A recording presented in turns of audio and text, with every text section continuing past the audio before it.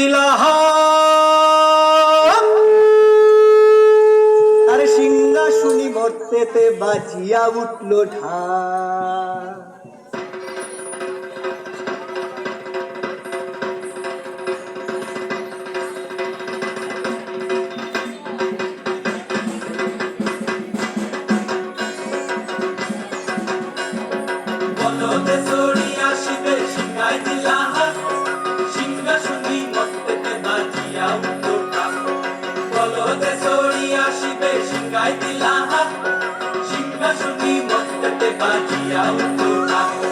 শিবের সনে কার্তিক গণেশ লক্ষ্মী সরস্বতী